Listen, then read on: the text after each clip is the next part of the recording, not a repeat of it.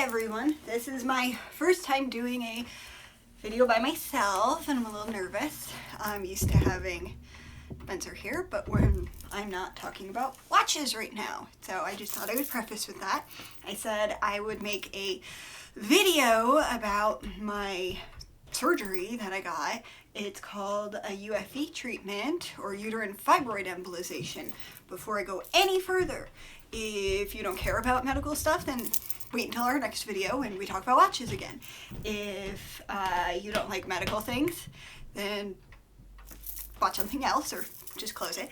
And if you don't like hearing about women's issues with stuff down there, then also you probably should turn elsewhere for the time being. I personally like learning about random medical things. I think it's cool. Not that I'd ever work as a doctor or a nurse. I couldn't do that. But I don't know. I watched some videos on how they treat fibroids and stuff that were kind of graphic and they didn't bother me. I thought it was neat. So if you don't watch or like that stuff, then just go away.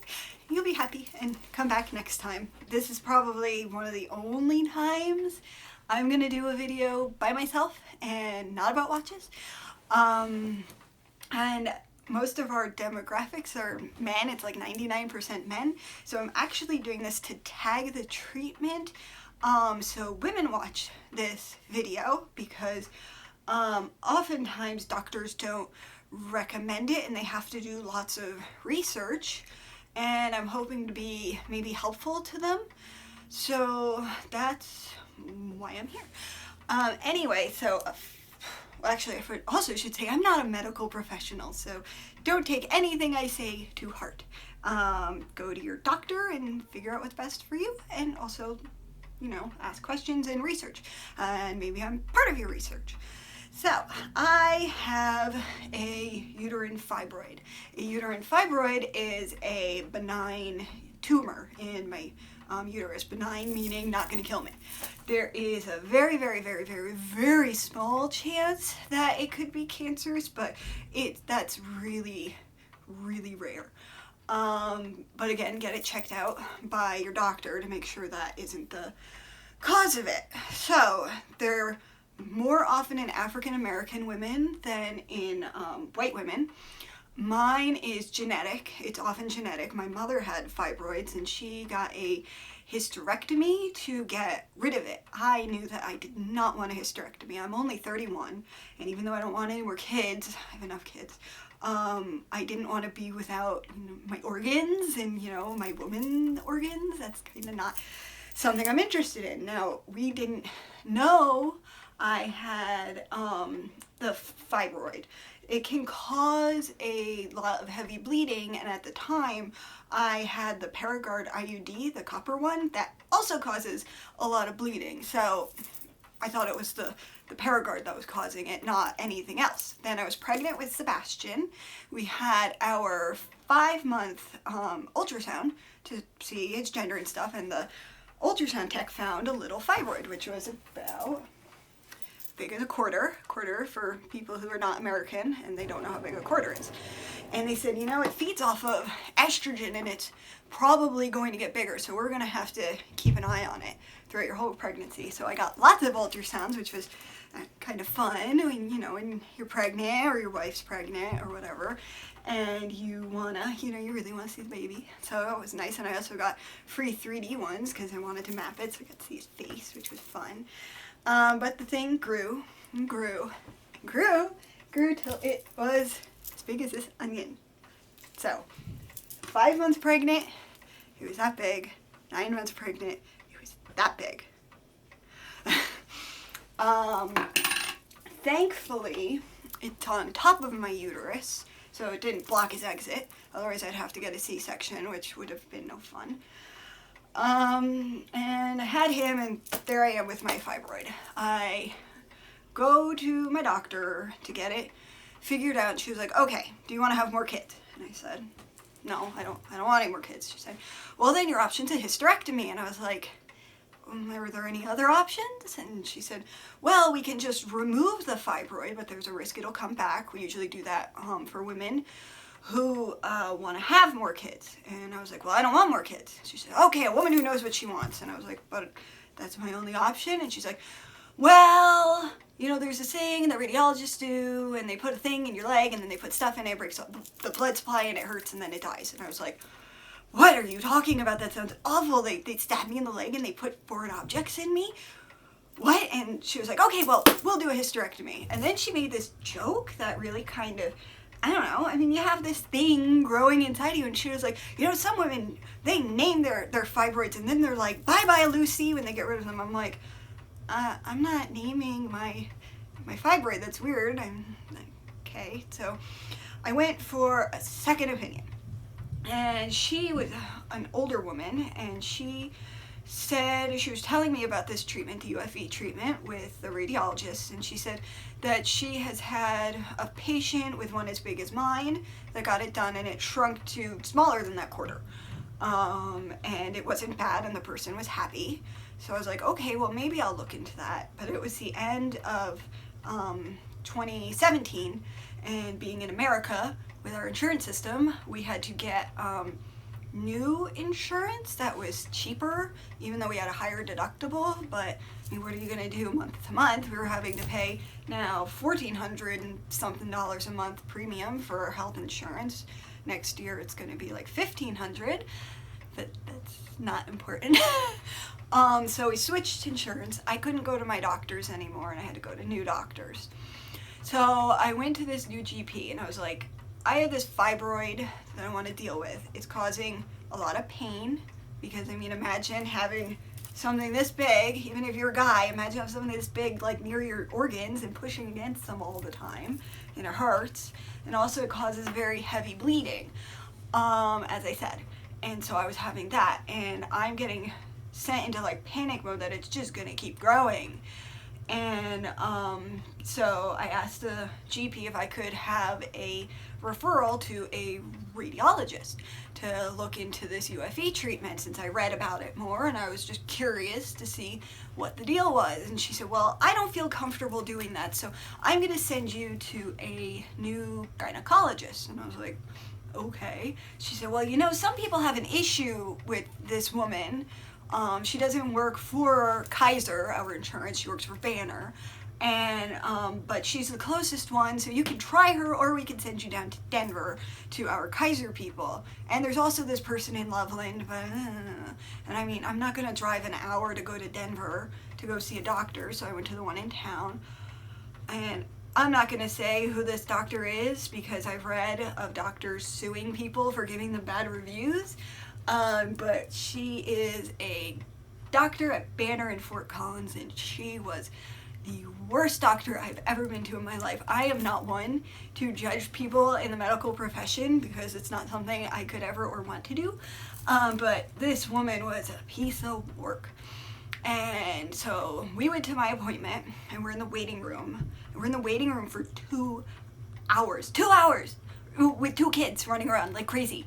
It was awful, and we were obviously upset, and we said something about it, and the nurse was like, well, you know, this is an obstetrician's office, and she has babies to deliver. I'm like, I've gone to many gynecologists that were on call, and this has never happened to me in my life.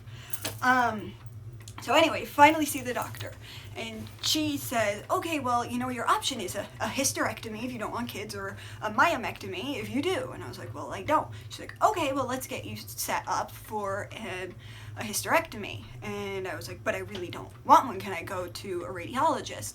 And she said, no, you can't do that. It's too big. And I was like, what do you mean it's too big? I've had other doctors tell me I can go to, you know, a radiologist. And she was just flat out refusing, and she was saying she wanted to do robotic surgery. And I've read, though I don't know how true it is, that doctors that are not specialists in it tend to do it because it's cool, and not because it's the better option, and it costs a lot more money. And I was like, well, okay, maybe. And I thought about it a lot, and I went home and thought about it, and I was like, I guess I have to do this thing. It's gonna keep growing because of the estrogen until I hit menopause, which isn't for a very long time. and then I don't know what I'm gonna be able to do. But I knew for my mental health, getting my uterus taken out was really not something I was okay with. So I was saying, you know, maybe I'll get a myomectomy, I guess. I don't know. Ugh, sorry, it was a really bad experience. And I was just having a really tough time dealing with this. And, sorry. It was no fun. It was months and months of torture dealing with this. So then I went back to see this woman again for a follow-up appointment again to ask to see a radiologist. And she said absolutely not. It would be so painful because it's so big that I wouldn't be able to handle it. And I was like, okay, fine, whatever. And I left. And then I contacted my GP. And I was like, I really want a referral to a radiologist. Can you please do that? And she said, well, you need to talk to the gynecologist about it. I said, I did. She will not give me a referral. She's like, well, you know, the treatment's really dangerous and you could, you know, get an infection and die. And I was like, what? Then why did other doctors, the OBs, tell me that I could do this? And it was a while ago. I don't exactly remember what she said.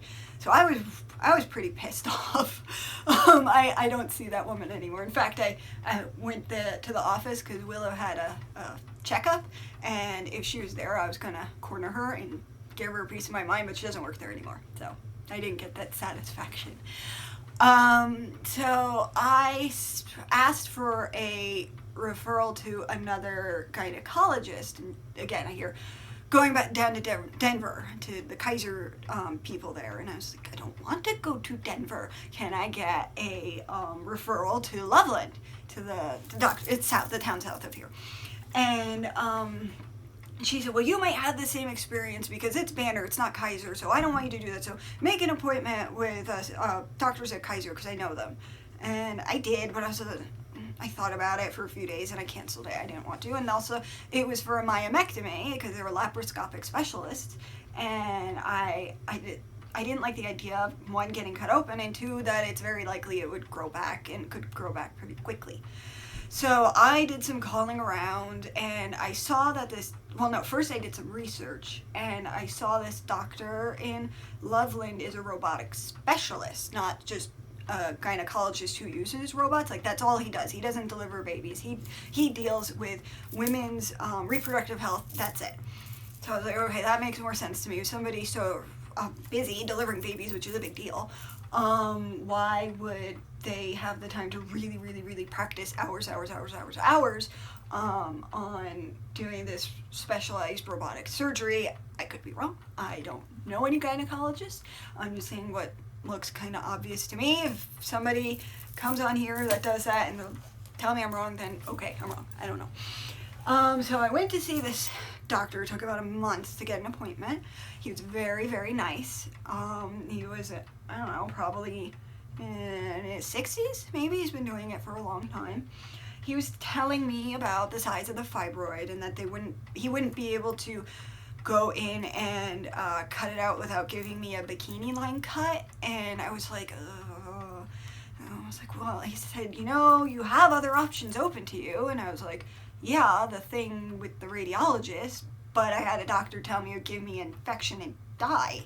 And he just was like, you were given blatantly false information. And he looked pretty horrified. And I was like, okay.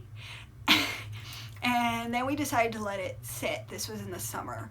Let it sit for 4 months, see if it grew. And then I get another ultrasound. So I also wanted to wait until both girls were in school before I got any treatment, so we didn't have to worry about dealing with both of them at while I'm recovering. So I went and got another ultrasound. The thing didn't grow. So that also means that it's highly likely it wasn't deadly cancer. So I said, you know what, I want to go to a radiologist. Can I have a referral? And he said, sure, whatever, okay. So then, like, the next week, I got a call to make an appointment. And I said, okay. So they had to put in a request with my insurance for an MRI, which of course was expensive because insurance in America sucks. And the MRI actually showed that it was smaller than the ultrasound showed, so that was good. I met with the radiologist, he's an interventional radiologist, not just a regular one. And he was super nice. He's newer to the hospital, I think. I was only the second person in the hospital to ever get this treatment. He's done hundreds of them though, so I wasn't worried about him. It was just kind of interesting. Good people at the hospital, like the scheduling people, had no idea what I was talking about, getting a UFE treatment. So he explained to me what they do. And here, let me show you a picture. So what they do is they take a catheter and they put it through your artery. I think it's also the artery that they go through to get to your heart or something. I have no idea. So they go through and they go down and they go to the blood supply, and they can go into each of them. This is at the Mayo Clinic website. And they put in these tiny like plastic beads the size of a grain of rice. And it cuts off the blood supply, which kills the fibroid. There is a risk of infection, but not for mine, because mine is growing on the inside of the uterine muscle. There are different kinds of fibroids. Some grow out, some grow outside the uterus. Mine is inside the muscle. It literally could not fall out when it's dying and get stuck and give me an infection. It literally cannot happen. So when I told him I was told that I would get an infection and die, the best analogy I can come up with is that gif of Robert Downey Jr. as Iron Man doing the eye roll. The eye roll he did was so big. And he said, the thing is, hysterectomies are a gynecologist bread and butter. So if your car has a problem and you go to somebody who sells mufflers, and obviously the muffler's your problem with your car, and that's the only option for you to fix your car is to buy a new muffler. And so I guess it's kind of common for, not all, I'm not going to generalize and say all gynecologists, but for many probably too, because they want a big payday. And he actually seemed to he was sitting there getting so irritated about it that at the end of the appointment he was saying, we have to put flyers about this treatment in the ultrasound room. He's blah, blah, blah. Hang on, I'm thinking of my timeline. My insurance is very slow to approve things, so it was about 3 weeks before I got an approval, which would have been not last Friday, the Friday before. And they're like, okay, we can see you on Tuesday. And I was like, Tuesday? Wow, okay, sure, why not? And we got there, and I couldn't eat anything after midnight, which was very sad, because I like food and coffee. My appointment was at 11. I had to check in around 9:45. He got me in early.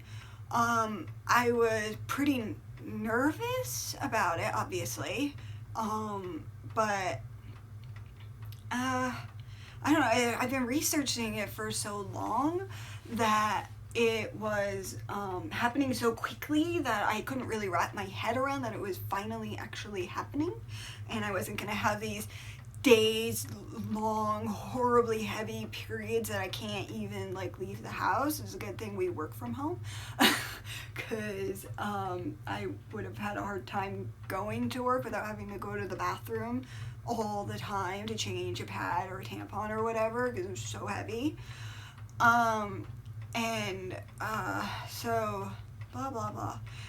We get there, and I already made a decision that I did not want to get any opioid painkillers at all at once in my recovery. And the nurse was like, what if you're in a lot of pain? What's your pain threshold? And I was like, I was thinking about when I had Sadie, our oldest, the epidural, they screwed it up and it only numbed my leg. And she got stuck, and that was really painful. So I was like, okay, I can deal with a 7. And she's like, most people can deal with a 3 or 4. And I was like, hardcore, I guess. But I don't know. I mean, you read all the time about the opioid crisis, and I don't think I would have a problem. But you read about normal people getting their teeth taken out or something, or hurting their back and getting a prescription, and then the next thing you know, they're like under a bridge in Philadelphia or something, and I'm not making light of it. There's addiction problems in my family, and I don't have any problems at all. But, you know, why risk it for something that is only supposed to feel as bad as the worst period of my life, as the doctor told me. And she's like, okay, lady, whatever. So obviously I had to have opioids during the procedure because I was not put under general anesthesia, which was fine. It's something I didn't want at all. Because, side note, years and years and years and years and years ago, I used to watch Grey's Anatomy, and they had this episode of this person that the pain thing for the anesthesia didn't work, and she felt everything in the surgery. So I've had this in my head forever, even though that probably wouldn't happen, but it was freaking me out that would happen. But anyway, this was conscious sedation, so God only knows what I was talking about. Anyway, so I go down on the stretcher to I don't think it's an operating room, I don't know, there's lots of equipment everywhere.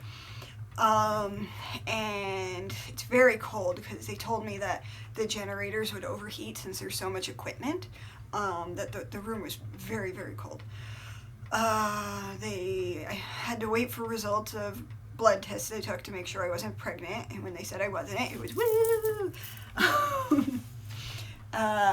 Then they gave me something to make me sleepy, which didn't work, apparently. And then they gave me fentanyl for the procedure, and all I remember from it is that my hand was really cold because it was uncovered.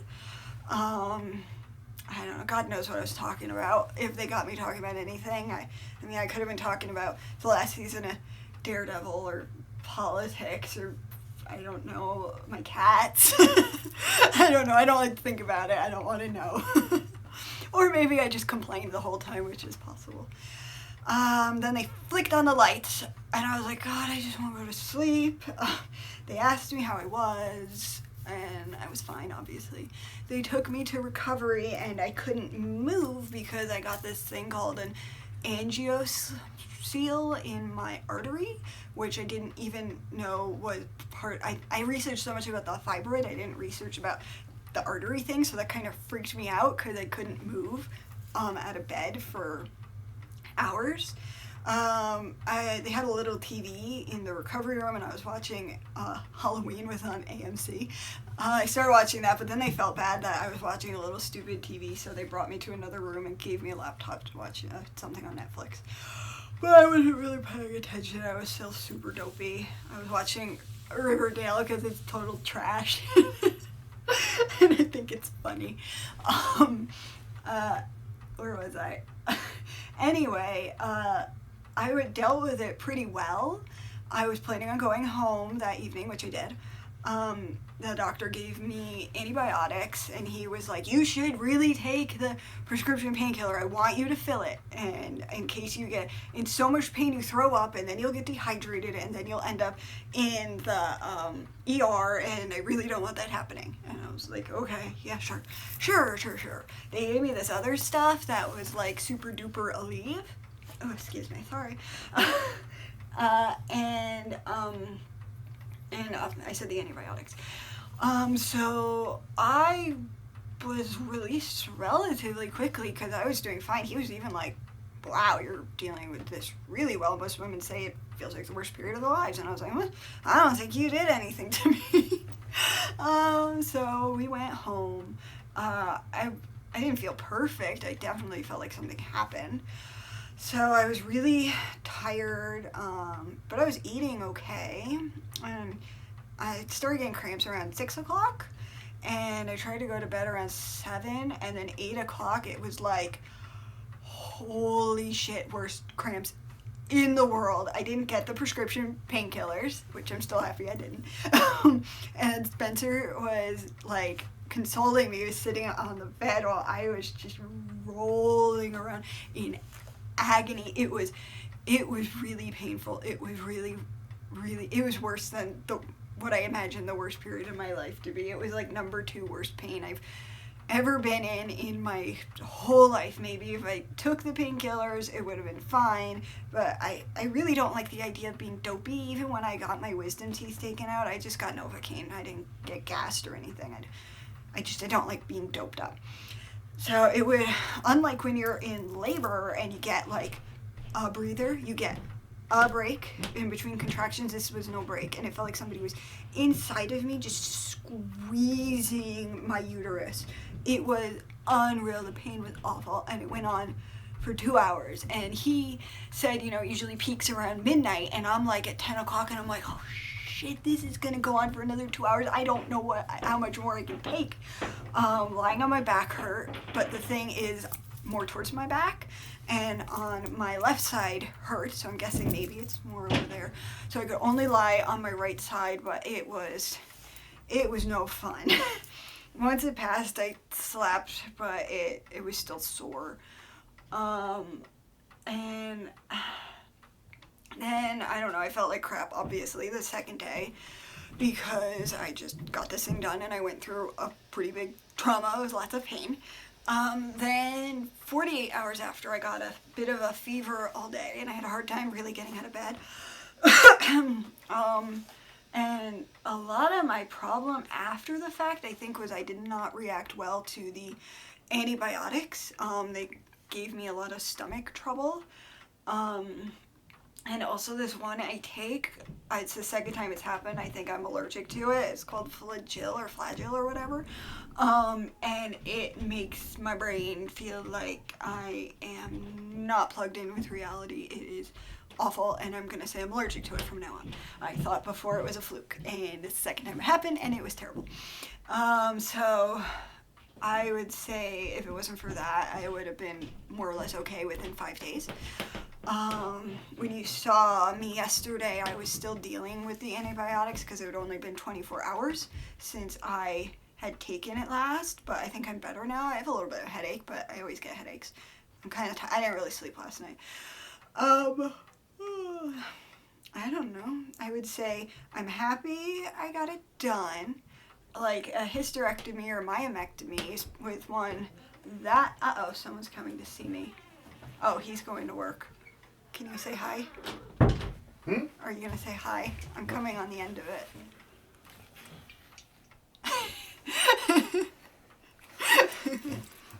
You made me forget where I was. You said myomectomy?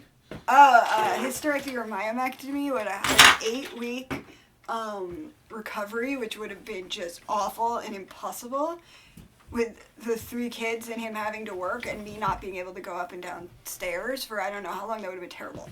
If it was, like I said, if it wasn't for the antibiotics, I probably would have been fine in 5 days. So, I mean, we're fortunate I don't work out of the house. But if I did, I would say I could probably have gone back to work within like 5 days. The cost was cheaper than a hysterectomy, but ooh, Sebastian's outside. Hang on. I know, I'm here. Come on, let's go. The cost was cheaper than a hysterectomy and a myomectomy. It was $18,000. I have a $6,000 deductible this year, and I'd already paid $2,000 towards all this. It's a horrible doctor that I saw that wanted to cut me open, and I hate her. So I had to pay $4,000 something, and God only knows how many little trickle bills are going to come in the mail after the fact. But I guess at least I can deduct it from our taxes. So yeah, I think a hysterectomy costs like $25,000 to $30,000. I don't know about a myomectomy. Overall, I'm not gonna find out if the thing shrunk for a while yet. It takes a while. I get an MRI in 6 months to check on it. I will not be making a whole giant video about it, because I don't think people would be that interested in it. But I guess as of now, I would probably recommend it. I obviously haven't gotten a period since then, so I don't know how much lighter it is, but now if you're a guy watching this and you don't like too much information, close your ears, but I don't have as much of it. I always have to wear panty liners for discharge problems, and even so far I haven't had that, which is nice, because having to basically wear diapers all the time sucks. So I don't know, that's about it. I hope that if any random women watch this, it was helpful. I don't know, that's it for me. Like I said, this is probably the only time I will be here by myself talking about anything other than watches. Next time you see me, I will be reading questions. So that's it. I hope I was helpful. Thank you for watching.